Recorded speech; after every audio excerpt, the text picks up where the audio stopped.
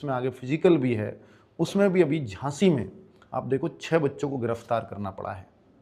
सोचो 6 बच्चे एक ही सेंटर पर गड़बड़ी कर रहे थे, यानी उनका एक्सेस था सीधा बाहर, रिमोट एक्सेस से वो अपना गड़बड़ी चल रही थी। और वो तो इन्विजिलेटर जो उस कक्ष में था, यानी जो उस लैब में रहा होगा, वो थोड़ा-सा जागरूक था। अगर वो जागरूक ना रहा होता तो ये 6 बच्चे बिल्कुल साफ-सुथरे तरीके से सिलेक्शन ले गए होते। पर सवाल ये है कि क्या ऐसे सभी जागरूक लैब वाले होते हैं? अगर वो नहीं होते हैं तो कितने सारे बच्चे इसी तरह से सिलेक्शंस ले रहे होंगे। एसएससी को ये तो निकालना पड़ेगा सॉल्यूशन कि इतना आसानी से रिमोट एक्सेस हो क्यों रहा है। दिल्ली पुलिस में भी ऐसे ही खबरें आई थी।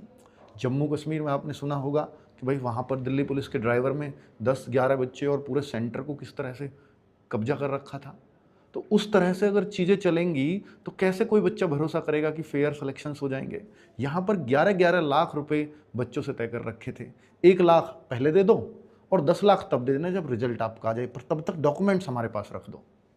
और बच्चे लोग हों या फिर उनको उस एग्ज़ाम में कराने वाले धांधली वाले हों, इनको इतनी सख्त सज़ा मिलनी चाहिए ताकि आगे से कोई इस तरह की सोचे भी ना। क्योंकि मेहनती बच्चा जो अपने हक के लिए दिन रात पसीना बहा रहा है, अगर उस तरह की चीज़ें उसके साथ होंगी तो कैसे कैसे हिम्मत जुटाएगा। सोचो कितने मेहनती बच्चों के एकदम से हौसले पस्त हो जाते होंगे अगर इस तरह की घटनाएं होती होंगी। तो एसएससी को चाहिए कि भाई रिमोट एक्सेस जैसी चीज़ें उसके एग्ज़ाम में हो ही ना। इस तरह के सॉफ्टवेयर डेवलप करने होंगे और एसएससी को इस चीज़ का सॉल्यूशन निकालना होगा जल्द से जल्द, वरना बच्चों का आपके ऊपर से भरोसा लगातार उठता जा रहा है। बच्चों, फिलहाल ये इस तरह की खबर आई है और आप लोगों से भी रिक्वेस्ट है कि ऐसे चक्करों में ना पड़ें। अब इन सभी बच्चों की ज़िंदगी तो बर्बाद होनी ही है, तो आप सब ऐसे चक्करों में पड़ते हो, इसलिए शायद वो सब जो आपसे आपसे डील करने वाले होते हैं तो वो आपसे शायद ऐसे ही बहला फुसला के वो आते रहेंगे